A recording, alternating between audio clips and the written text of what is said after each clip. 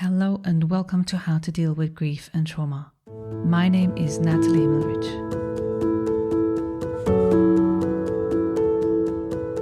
I'm so excited about this conversation I had with my dear friend Janet, who I've known for almost 20 years. She works with individuals and couples in the area of sexuality and relationship. Janet leads the Making Love Retreat workshop, where couples focus on their mindful connection through sexuality. Janet also describes the potential of suppressed emotions and trauma being brought up, released, and healed through the conscious way of lovemaking rather than having sex in the conventional way. You must listen to this week's episode to find out more. About this week's guest, Janet McGeever has been a psychotherapist for almost 25 years, specialising in the field of love, sex, and intimacy, particularly in relation to midlife. She co-wrote the book Tantric Sex and Menopause, Practices for Spiritual and Sexual Renewal with conscious spirituality teacher Diana Richardson.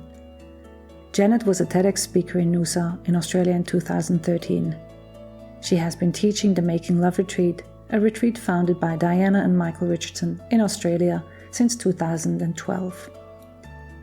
Janet's extensive clinical experience with couples and women in relation to sexual intimacy, combined with her years of teaching retreats, has led her to provide a sensitive, heart-centered, somatically focused approach to grief and trauma, inherent in the subject of sexuality. Her byline is "Make love a priority," and love is at the foundation of all her work. She believes that developing an open-hearted connection and creating an environment of safety within a relationship can lead naturally to sexual intimacy, and that safe, loving sexual intimacy is a possible and very viable pathway to healing trauma if one is open to it. Janet lives in beautiful Noosa, Queensland, in Australia. Personally, I have attended the Making Love Retreat multiple times, and I can attest to this viable pathway to healing trauma, as Janet mentioned. So I'm absolutely sure that you enjoy today's episode if you're interested in that topic. Please know that whenever you feel triggered in hearing what Janet is sharing, you have the potential to stop and start again when you're ready. Take care. So welcome, Janet. It's so nice to see you, and I'm really excited to have this conversation with you. How are you today? I'm great, thanks, Natalie, and thank you so much for having me. And I love the work that you do with grief and trauma, and we've known each other for quite some time, so it's wonderful to be here and just collaborate together, and we've shared a lot over the years, personally and professionally, so it's just really wonderful to be here. Exactly, Great it's true. for your work. We've known each other for almost 20 years. Oh my God. Yeah. Yeah. And so, I want to explain a little bit for people. This is now the place where I'm inviting people like Janet who have an experience of both in their own life, having experienced grief and trauma, but they are also supporters or trained professionals in the field of how to work with people who've experienced grief and trauma. And so, I shared a little bit already before in the biography, but why don't you share a little bit about how you have encountered people that you've worked with? How do you work with them? And it's good to hear it from you. I get a lot of couples coming to me, and women especially, and also some men now. But in terms of grief and trauma, it would be more women and couples.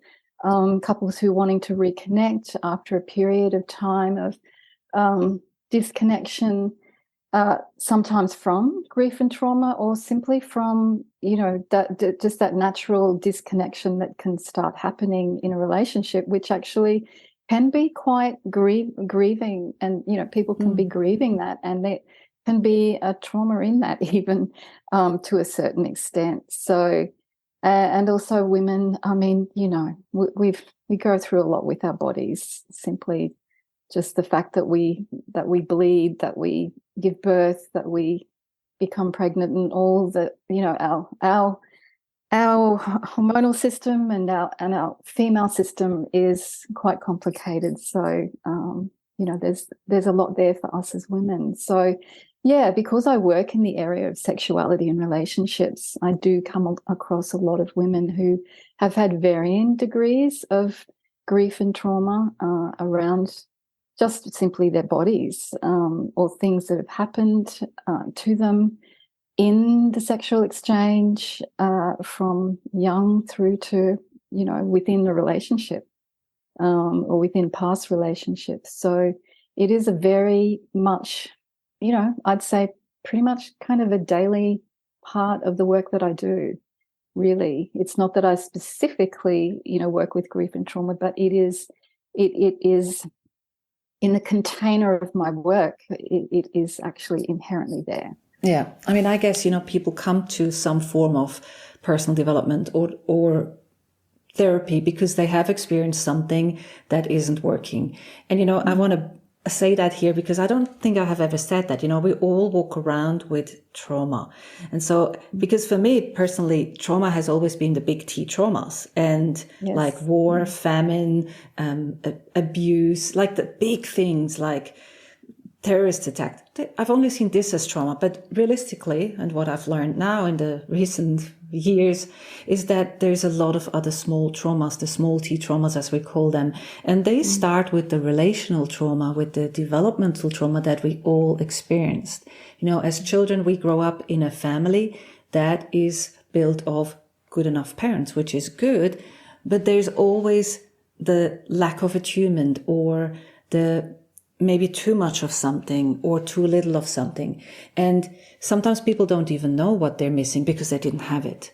So and I could make a whole other episode on developmental trauma, but this is not what we're here for. But so people come to you, and whether they have experienced a specific sexual trauma or a relational trauma, they definitely come up with the preconceived ideas that they gathered in their family about sexuality, about their being, about their bodies. And so we're really interested to hear as to what have you experienced with people, and what does your work in the relational space really help them in terms of their grief and trauma? Because let's face it, polyvagal theory says that the social engagement, the connection that we have, is in itself healing. That's the base of it. And you and I, as a therapist, we know that the therapeutic relationship is the basis of any kind of work. Exactly. And I think this is what I've loved about, hearing more about all the trauma-informed work and polyvagal theory and everything that has come out, because back when I first started this work, really a lot of that wasn't being spoken about. And I've been finding that the way that I've naturally worked with people is because of depending on the degree of trauma or the degree of lack of attachment, or the degree of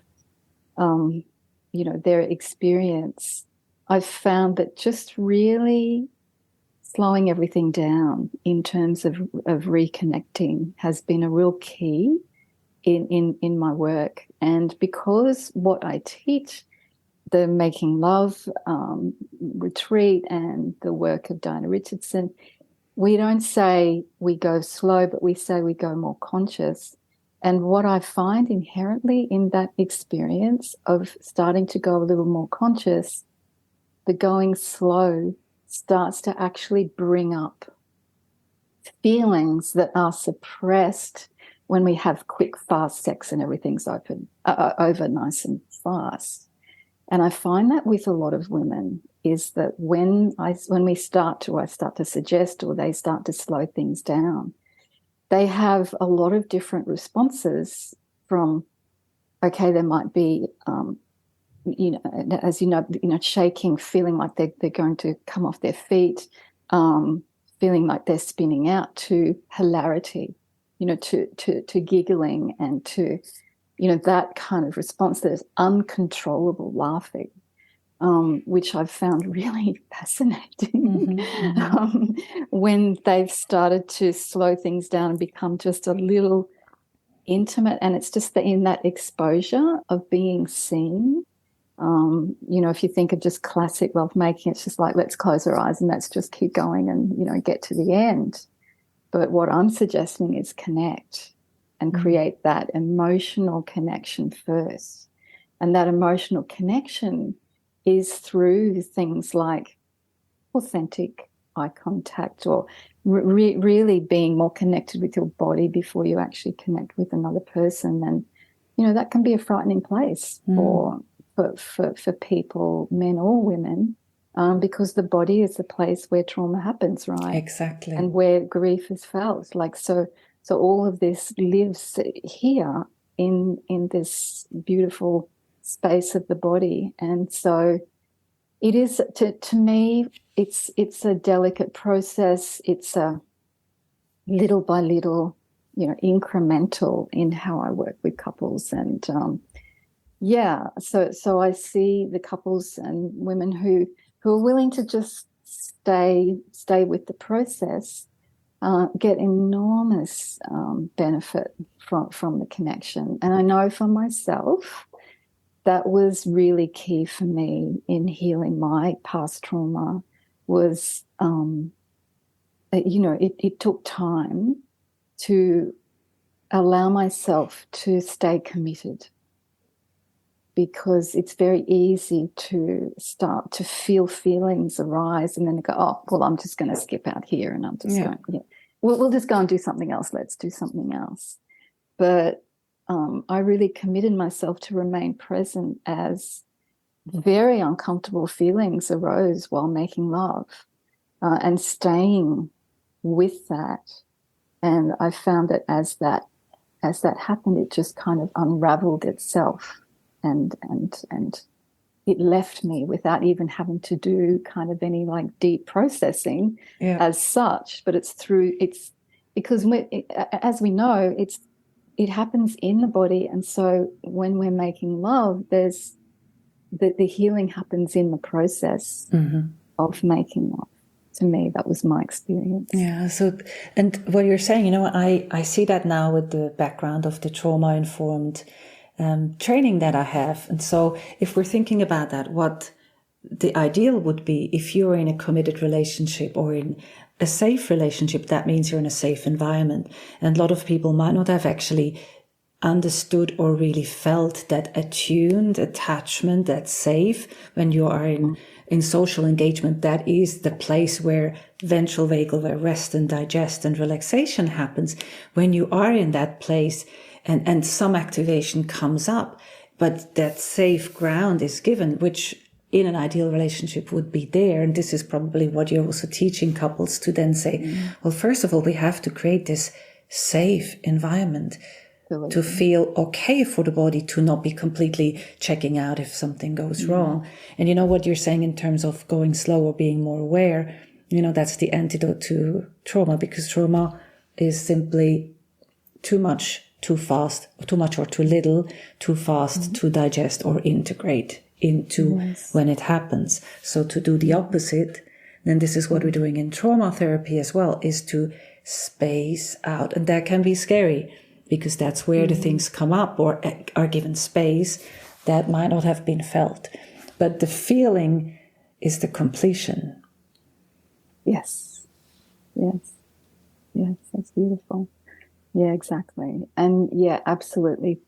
Starting with that base of safety and security within the relationship is fundamental to start with. And, you know, that is...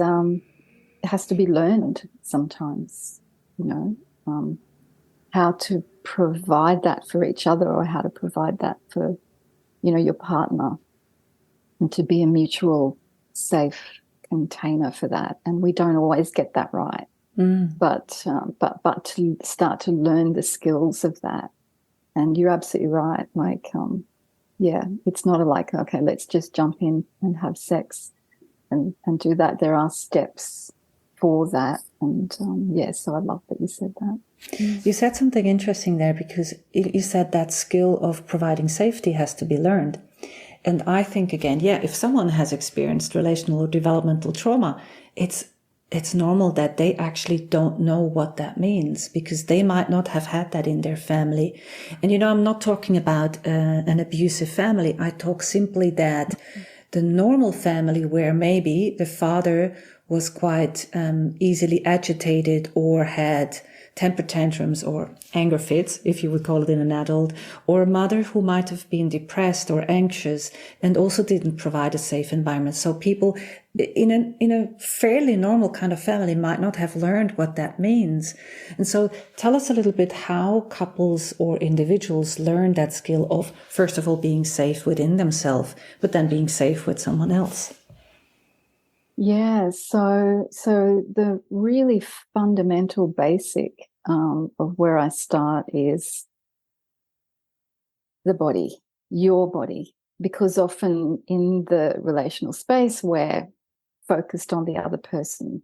So it's about coming inwards and starting to find some ground through the body. So just feet on the floor, feeling the body, finding that place that feels secure for you, and so starting there, and then I guess it's fairly simple to some degree, but it's also then just taking your time to very, very slowly being with the other person, and being present with them, and being present, noticing when you're going out and when you're when you're kind of losing yourself, either collapsing or going out towards the other person to make something happen.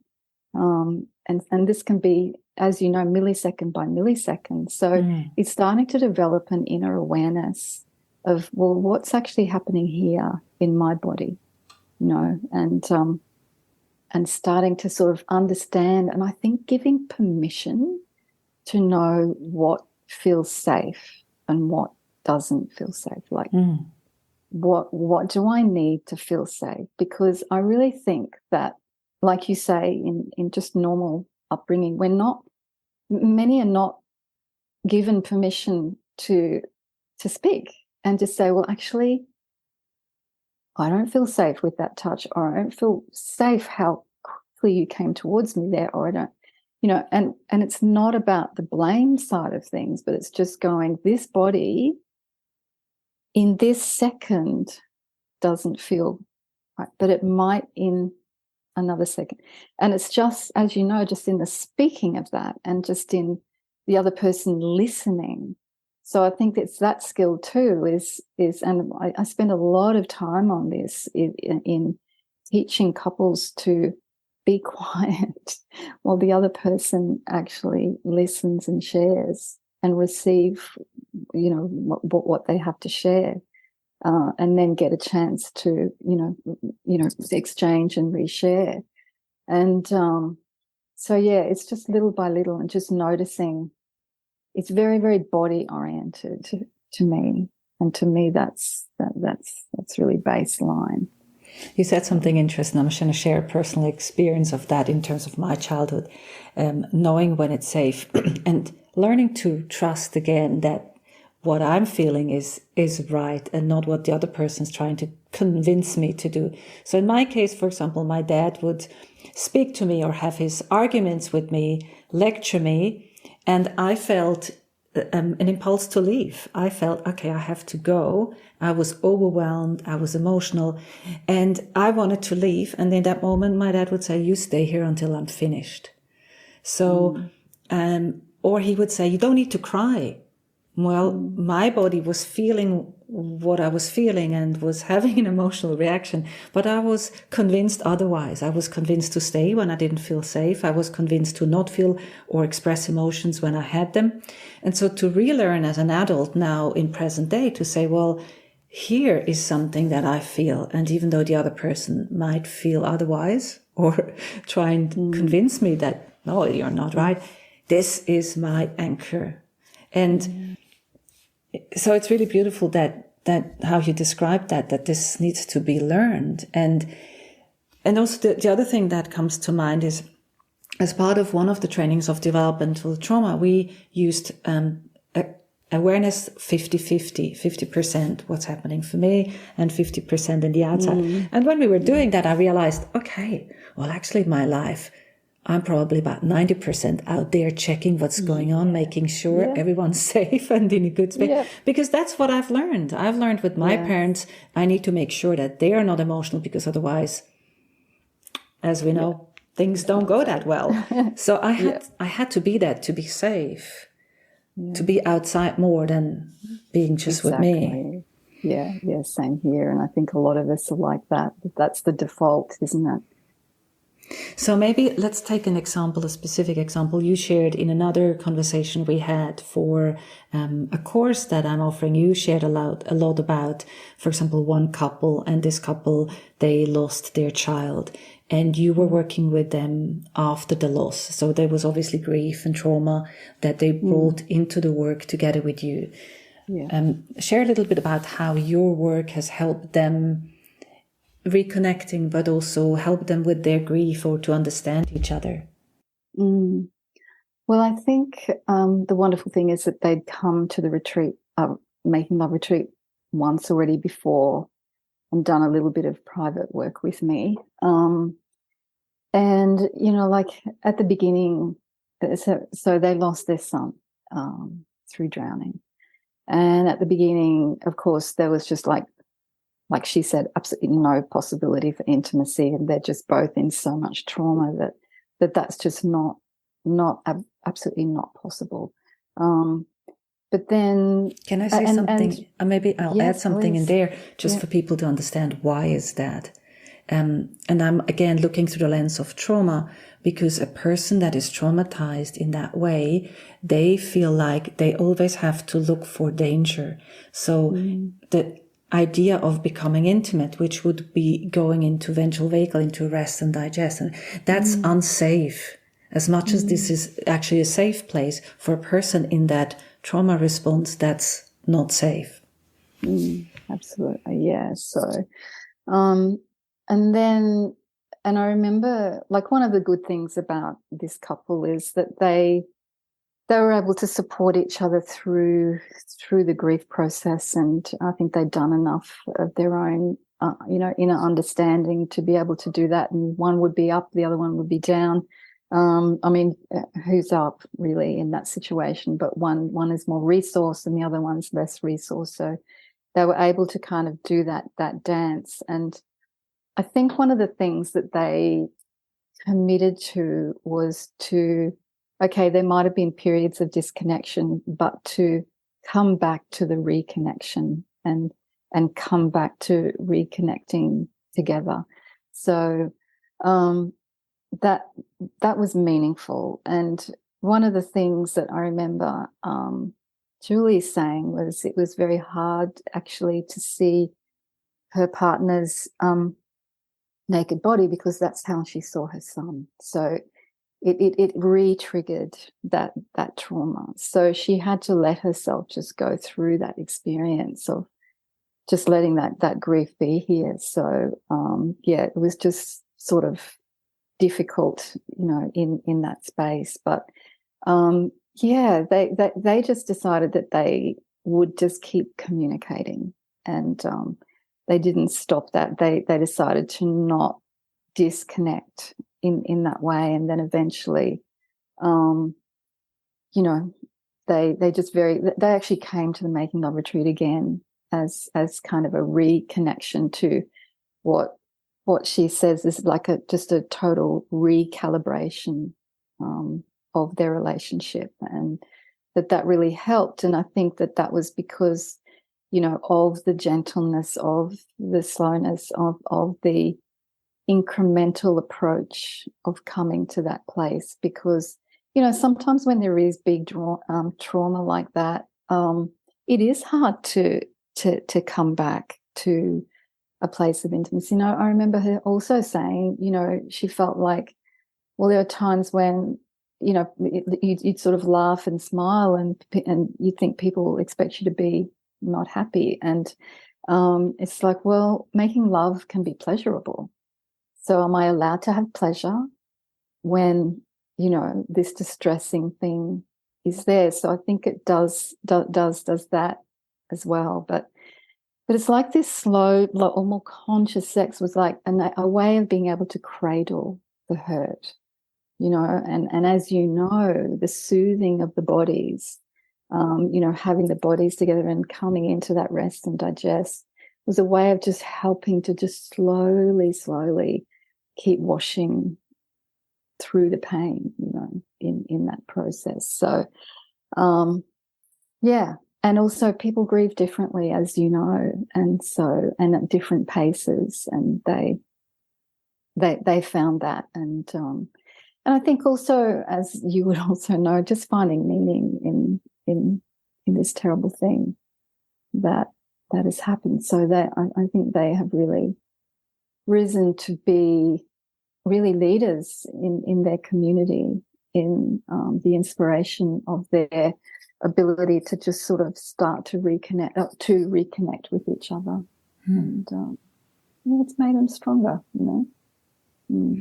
When you were talking about the two bodies together in social engagement in ventral vagal, I was wondering, and I just have that thought, whether actually lovemaking and the gentleness of lovemaking, so the making love way, would be potentially a way to help people with a chronically dysregulated nervous system, which is very common after trauma, where the baseline has been moved, maybe helps them slowly, gently to come back to a baseline that is more natural, which is sort of around activation, but then again going into safety, rest and digest, and then a little bit of activation, not always being hyper.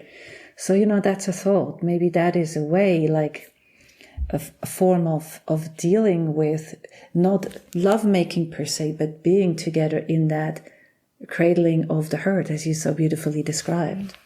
Yeah. Well, that's something that I recommend all couples do. It's something that I give as a practice, a daily practice of just lying together and just letting the bodies, you know, soothe and soften together without even the intention or the goal of coming to lovemaking. Clothed, unclothed, it doesn't actually matter. But that's a good suggestion. As you know, you have the touch, the bodies, and they start to co-regulate together. Exactly. And it is profound. I mean, this is what helped me enormously. And to me, I found like I just felt greater peace that was more ongoing. You know, just a feeling of not so emotionally reactive. And, you know, like you say, that there's this baseline, but there's this place that you can spring into your life with when you've got that just safety and security of just doing that with each other. And, without even going to making love. So I think for me, after I did the Making Love retreat the first time, and months later, I remember saying, I have never felt such peace in my body ever in my life. And, you know, coming from someone who's, you know, had trauma, been a bit nervy, that kind of thing, it was profound to experience that and feel it. So I just think that it's such a key. And I think also when, you know, we think of sex and making love as being this, you know, in this category of sensation, we're moving away in this approach from sensation to more sensitivity. And in that sensitivity, that slowing down, that conscious, that conscious touch, that holding, those giving value to something that's quite opposite to what conventional sex really is. Which is activating, if you think about it. Okay, exciting and all that. And I just think that this is the most beautiful antidote to, you know, any kind of, it's just beautiful, relaxing, deeply relaxing to profoundly healing. You know. And thank you for sharing your personal experience of when you first came across the way of making love by Diana Richardson. And, you know, one thing you mentioned about the co-regulation, and just to give a little bit of background as well, you know, co-regulation is the place where we have learned to regulate our nervous system when we were babies, which means the mother, hopefully, if she was attuned enough, if she was able to give that, would help the baby co-regulate, because babies in their natural state are not able to regulate their body. So the caregiver, the mother and the father, are there to teach the child to regulate. And that's happening at the beginning through co-regulation. And it is still one of the ways in which a nervous system can be regulated. Co-regulation with another human being, also with an animal, with a pet can be. So it's good to understand the purpose of that and the background and actually the biological need for co-regulation as one way to help come down from a highly activated nervous system. Yeah. Of that. And I love how it's all making sense to me now. You know, I've heard the theory after the experience, and I love how, you know, it's all coming around and making so much sense. So, yes. So now one question that I have is, you know, we talked about couples, but how about if someone individual, like a woman or a man, would also like to use what you're doing? You also work with individuals to help with their trauma or their grief. How would you work with them? So I do still the body oriented, you know, sensing, coming away from out of the body to in the body, so that they get an experience of anchoring inwards, and then getting a practice of what it's like to have eyes closed, and then what it's like to have eyes open, what it's like then to have someone in front of them, like me, say. So giving them an in-process experience of that. I mean, in the women's retreats, it may be with another woman as well. So yeah, and I mean, honestly, I haven't had a lot of men often come to me more for advice, you know, more kind of just specific advice, if they're on their own. But for women, it's like this, and also, you know, I really, really recommend very conscious type of bodywork. And my favorite is craniosacral, or any kind of hands-on healing that or massage from someone who's very attuned, because I think the combination of both the presence and awareness exercises and, you know, touch is a really important thing, and that can be terrifying for some people who've been through incredible trauma. So yeah, and I just work intuitively, really, with however I am with a woman. I don't usually touch much, but at times, you know, I might put my hands on her feet, or I might just very, very, and ask permission, of course, first. But sometimes that is something that can be very anchoring and very healing. Yeah. A lot of the things you describe, I know from somatic experiencing. So, you know, also people might wonder, how do I find someone like Janet? How do I, this is of interest. I want to do that with my partner or individual. And so, I mean, the Making Love Retreat is taught around the world, and that can be found as well on your website, as we link in the show notes, as well on the Making Love Retreat websites around the world, that people can find that. But in terms of your training, you know, what would people look for if they were to want to find someone with your skill set? I mean, I know you have a couple of different things in your backpack of therapeutical tools, but not everyone is in Australia near you. But what would they look for in terms of finding someone that could help them in the way that you work with clients? Sure. I mean, I work with on Zoom around the, you know, with people in other countries. But look, I do think someone who's had the experience in trauma, you know, trauma-informed work and somatic experiencing, and people who've had also, you know, a bit of training in how to deal with emotions and being comfortable with emotions, you know, being present. Because to me, it's not about suppressing, it's about also allowing, but not escalating. So yeah, look, I think just there's a lot of good therapists around. I mean, amazing people around you. You just start looking and, just feel your way through. I think, yeah. And I think you say something. I haven't been trained in somatic experiencing. Mm-hmm. I haven't. I've done a bit of trauma-informed training and attachment theory work. I love attachment theory. And of course, I've done almost 25 years of journey work, which is, a lot of emotion, very emotion-focused therapy. So, and counselling. So, I think every counsellor has a bag of tools, and it's just really the main thing. Do they connect with you? Exactly. Do you feel safe with them? Do you resonate with what they say and how they are?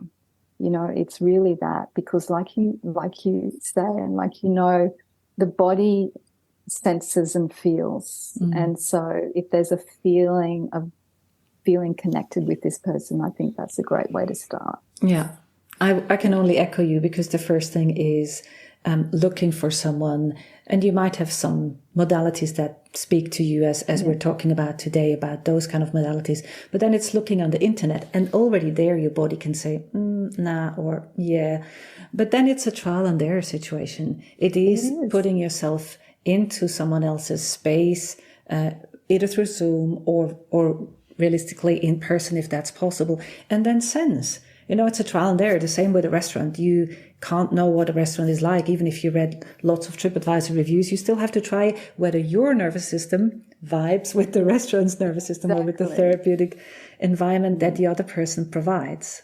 Yeah. It just comes to mind, there are somatic experience practitioners that I know a lot around here, and not everyone vibes with every person. Like even colleagues of mine who went to see another person said, that didn't work for me. And they're just trained in a really good modality. Doesn't mean it works. Doesn't mean they're bad. It just means it needs to work. Yeah. Yeah. I think it's, a practitioner's sensitivity and a practitioner's sensing and a practitioner's ability to intuit and to, it's like sensing the field, isn't it? It's not just what's here coming through the words. There's a field that's created between, the practitioner and the person. And to me, love is that field. Mm-hmm. Love is the field, and that to me is the most profoundly healing space, and that's what provides a container. Love, compassion, kindness, just those simple, qualities. Yeah. Beautiful. Well, thank you so much, Janet. This has been such a great conversation, also for people to get an understanding of what even the simple act of making love with a partner in safety can have as an effect on their trauma and their grief that they might have experienced. Because let's face it, we are going to experience loss in our lives sooner or later. Not every grief needs to be traumatic, but if it is, there is ways to help you and your family through that. So thank you so much. You're so welcome. Thank you. Thanks for listening to How to Deal with Grief and Trauma. If you'd like to be updated on future episodes, please subscribe to my newsletter on nataliehimmelrich.com. If you need grief support, please contact me for a 30 minutes free discovery session. How to Deal with Grief and Trauma is produced and edited by me, Natalie Himmelrich. To support this podcast, please rate, review, and subscribe to or follow the podcast on Apple, Spotify, or wherever you get your podcasts. Thank you. And remember to keep breathing. I promise it will get easier.